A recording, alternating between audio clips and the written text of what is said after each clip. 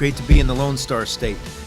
For the third time in 4 years, the Syracuse Orange are bowling. This year, they've replaced the pizza and pinstripes with bowls and barbecue. Tomorrow, the Orange will take the field against the Golden Gophers from Minnesota, and with a win, Syracuse can take another step in returning to the upper echelon of college football.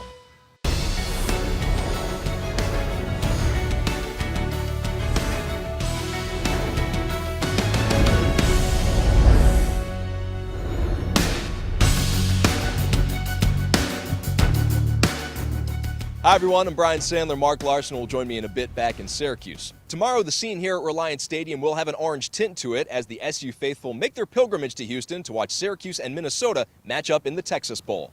It's been more than half a century since the Orange have played a bowl game in Texas. The last and only time was a Syracuse win over the University of Texas, which decided the national championship in 1959. This time, there's a winning season on the line for Syracuse, and while the outcome may not bring the Orange national accolades, it may be another step in the resurgence of the program. Of course, Bowl Week is about much more than just the bowl game. Here's a little of what the team has been doing since arriving in Houston.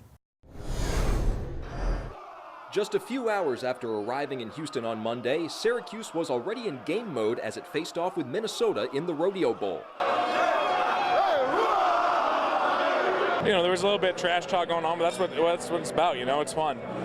You know, we're excited to play these guys, and you know, we've seen them last year, and so we know what they're all about. And just come out here and do something like this, kind of loosen up the mood. It was a lot of fun. The Orange and Gophers squaring off in 7 Cowboy-style competitions, well, 6 plus an offensive lineman dance-off. And despite Minnesota having experience after winning last year, the Orange dominated with a 6-1 victory, and that was no accident.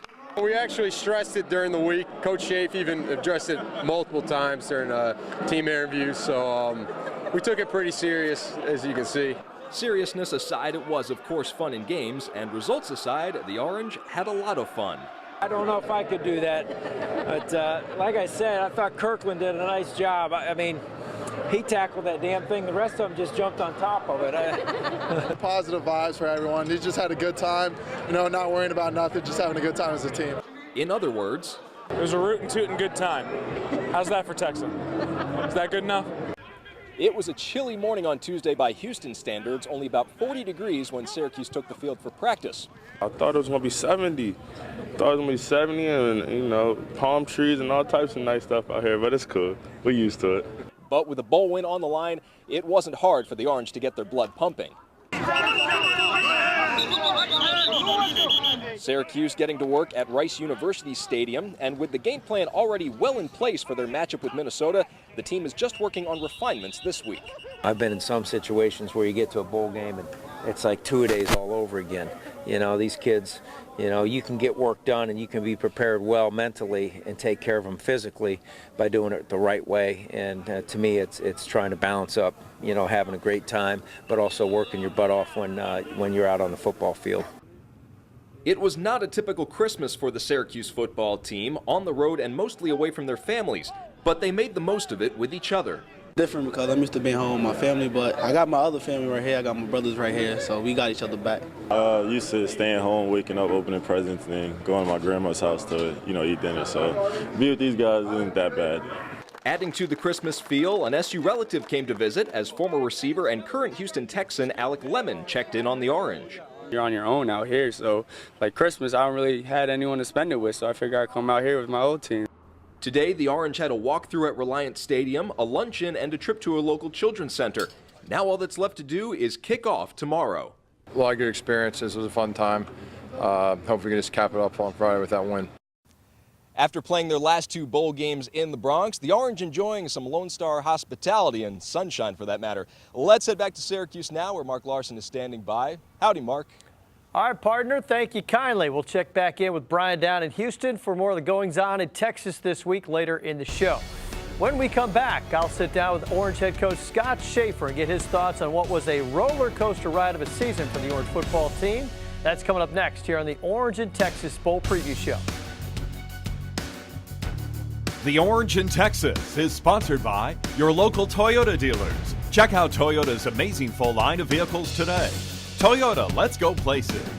Upstate University Hospital. Knowing changes everything. And by Summit Automotive. We've got your truck at summitcars.com.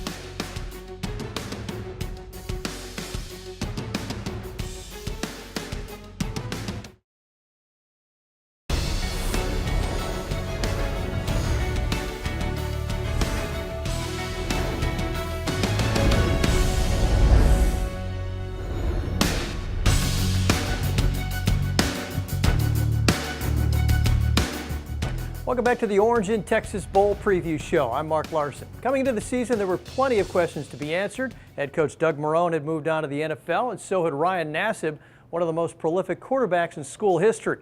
New coach Scott Schaefer was heading in hoping for 8 wins, but the experts were calling for about half that. And the way the season started, looked like the experts might be right. The Scott Schaefer era kicked off against an old rival in SU's new home away from home, MetLife Stadium. Oklahoma transfer Drew Allen made his first collegiate start and struggled. A 4-turnover performance by the Orange defense went for naught in Penn State's 6-point victory. In week 2, the Orange continued their Big Ten tour at Northwestern. The only bright spot when Terrell Hunt made a great first impression, leading the team to a touchdown in his one and only series. SU lost 48-27, but found a new leader.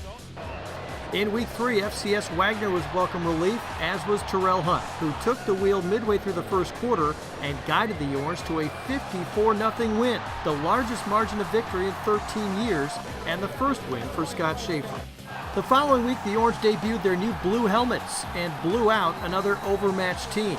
Hunt threw for 4 touchdowns and ran for another in his first start to send Nick Montana and his Hall of Fame father back to the Bayou with a 52-17 win, the 700th in program history. Unfortunately, the Tiger rag became an all-too-familiar theme in SU's ACC debut. The third-ranked Clemson Tigers sent the largest dome crowd in 13 years home early in a 49-14 defeat. Next, it was off to Tobacco Road for the ACC Road debut in Raleigh. Terrell Hunt sealed a comeback win with a late touchdown, 24-10 final, bringing SU back to even halfway through the season. The second half started in Georgia, and so much for Southern hospitality. The Georgia Tech triple option offense overwhelmed Syracuse 56-0. Nearly a month after getting blown out in their ACC dome opener, the Orange returned to host Wake Forest and turned their defense loose on the Deacons. 2 weeks after giving up 56, the Orange pitched their second shutout of the year, first time that's happened since 1997. After downing the Deacons, the Orange exercised more demons down in Maryland, forcing 4 Terp turnovers in a 20-3 win, moving 1 win away from bowl eligibility. But that 6th win would not happen in Tallahassee, where the unbeaten Florida State Seminoles were simply sensational. SU suffers its second 56-point loss of the season.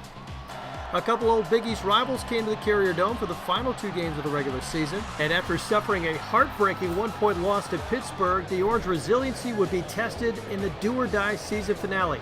Terrell Hunt played hero, taking the Orange 75 yards in the final 2 minutes, capping it with 6 seconds left, and just like that, the Orange were bowl eligible for the 3rd time in 4 years, doing it in dramatic fashion.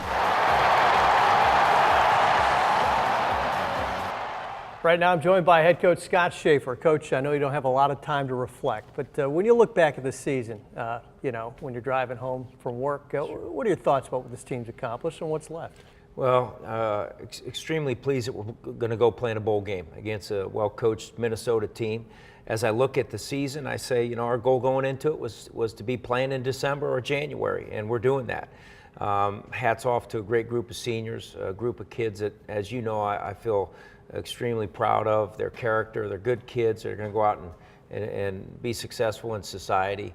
I look back at the season, I say I wish we would have won 2 more games. We had a shot to win 8 games, really a touchdown shy of beating the 2 Pennsylvania schools, and that probably would have made the season exemplary, in my opinion.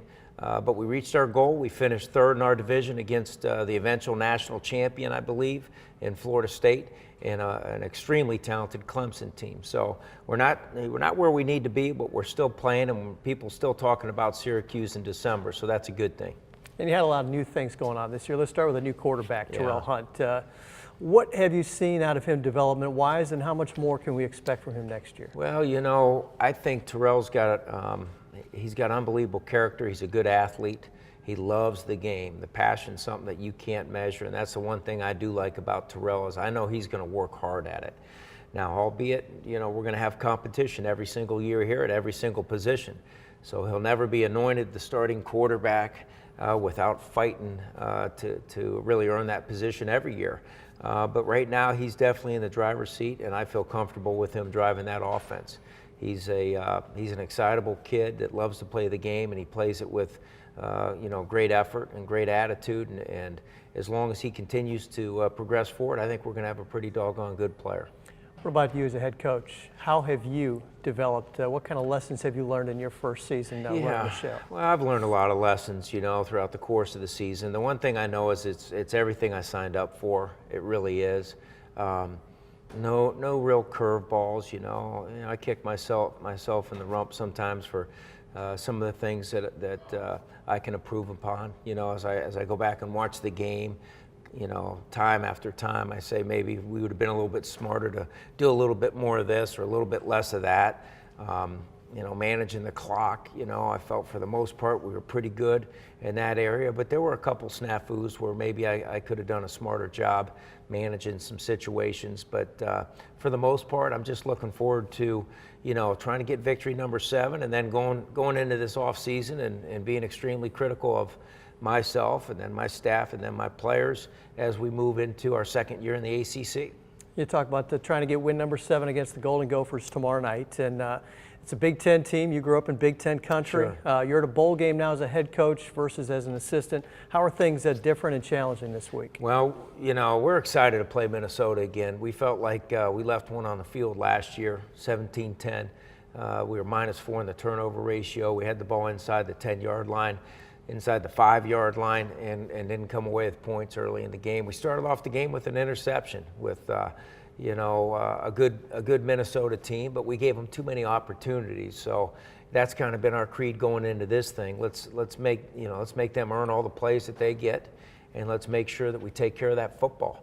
And to play another Big Ten school is something I'm excited about. And I think for a bowl game, it's a great matchup. You got the ACC and the Big Ten going head-to-head, basically in prime time here tomorrow night, and I think it's an exciting time for Syracuse fans.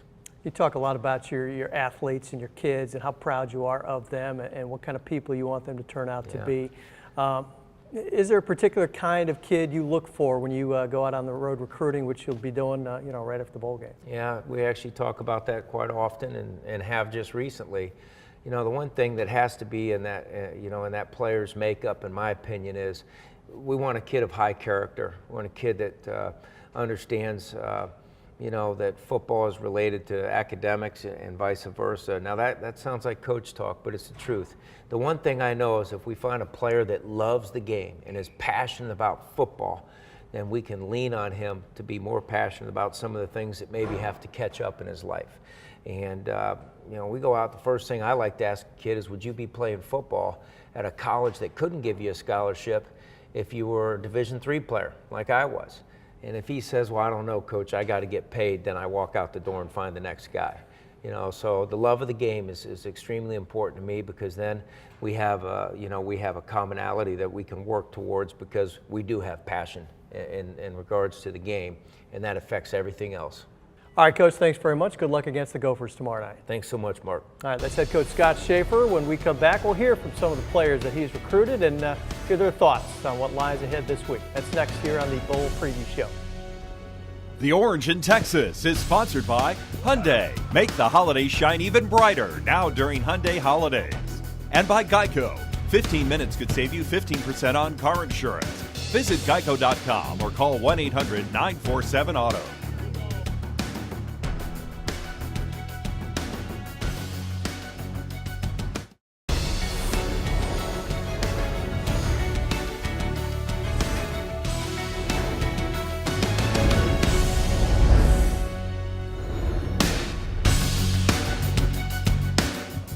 Welcome back to the Orange in Texas Bowl Preview Show. As you walk through the SU Football Hall of Fame, you're reminded of the proud tradition of this great program.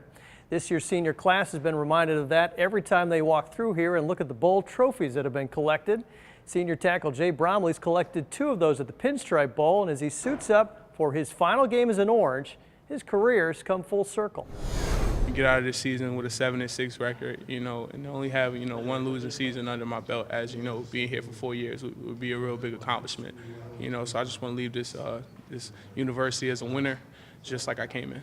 Honestly, a bowl game, anytime you make it any bowl game, it's a blessing. So whatever bowl game it was, we were excited to go to. I think I was hanging out with my roommates because they were, 2 of them were getting ready to go home, Keon and Beckett, they were about to go home.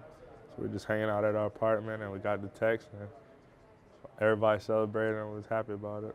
Yeah, I think going to a place like Houston is going to be a lot of fun. You know, a place we've never been before, a place I've never been to. I've never even been to the state of Texas before, so I'm excited to go down there. And I think it's going to be fun to experience a different culture. You know, I think when you get down to a place like Texas, it's definitely not Syracuse, so it's going to be a good time. I was freezing in the last bowl, even though I didn't play, but that's even worse because you're just standing there and everybody was crowded around the heater, so definitely it feels a lot better to go in 70 degrees and play. You know, I could actually help my team out again. I felt so helpless, you know, in the last month or so. You know, I couldn't help in Pitt, I couldn't help in Boston College. You know, I couldn't help in practice, I couldn't help the offensive line get better. You know, there's a lot of things that I couldn't do. I couldn't get in my playbook, most importantly. But I didn't like being out. That's just not who I am. You know, I like helping my team. It's not even for me, it's for my team and my coaches. You know, I play for them. Well, you see a ton of people walking through the building, you know, they're proud of you, they're happy. And, you know, it just feels good to have those people, you know, tell you that they're proud. You know, everybody counted us out, but they were there through thick and thin. You know, Floyd Little, a lot of people, Jason Poles, Donovan McNabb. It feels amazing. It's sad, you know, to see our seniors go. It's sad to see them go, but I'm excited that we get to extend this journey with them. So I can't wait for this experience to happen, and I'm just going to embrace, you know, while they're here. When I came here, they didn't go to a bowl game in probably the past 5 or 6 years before I got here, and then I'm going to a bowl game 3 out of my 4 years here. You know what I'm saying? It's a blessing. You know, it's hard to win at this level. So you have to take advantage of that, enjoy everything that comes with it, the fruits of your labor, but also understand what it took to get here, and that's hard work, continue to work on the little things. All right, the players and coaches are ready for this one, looking to add another trophy to their collection. When we come back, we'll go back to Houston and check in with Brian Sandler. He'll take a look at the Minnesota Golden Gophers. That's next here on the Orange in Texas Bowl Preview Show.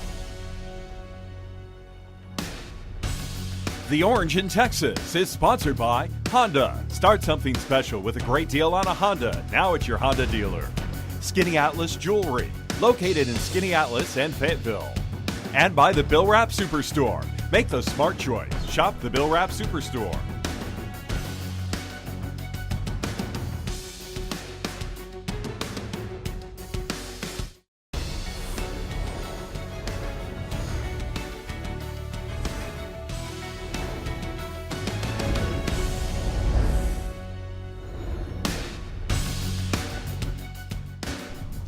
Welcome back to the Orange in Texas Preview Special. Once again, I'm Brian Sandler here in Houston.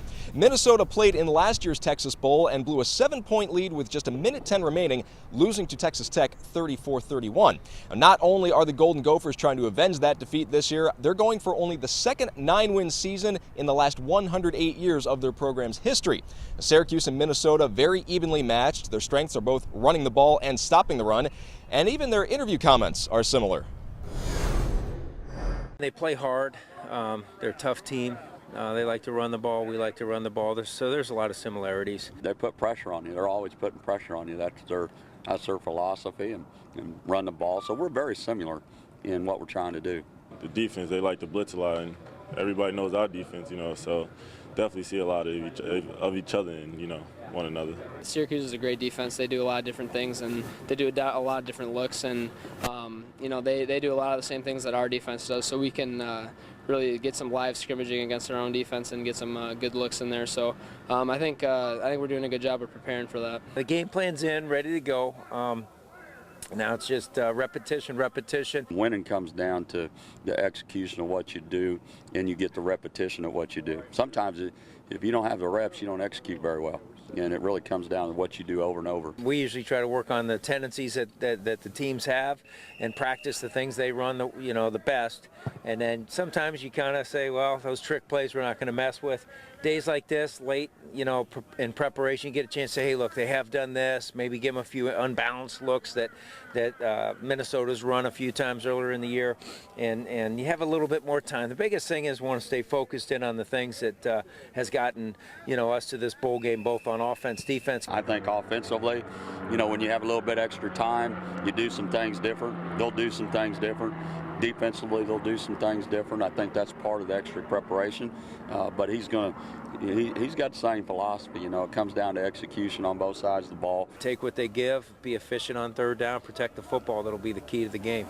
And I think the biggest thing in this game is don't turn the ball over, because usually the team with the least mistakes is going to win. Good year, a lot of good experiences. It was a fun time. Hopefully we can just cap it up on Friday with that win. Yeah, we've had a good season, but if you want to have a great season, you got to win the bowl game. I mean, that's part of it to me. It'll be a war. I mean, we have two good football teams playing in this game, but it would be great. I think both teams have got competitive people, competitive coaches, and that's what makes a great bowl game. Looking ahead to game day now, we are taking the bull by the horns for the Texas Bowl. Starting at 5:30, I'll be back along with Mark Larson, Dale Drypolcher, and Robert Drummond for a Texas Bowl pregame special. Then immediately following the game, our experts will return to give you a breakdown of what we hope will be an Orange win. That includes reaction from the team.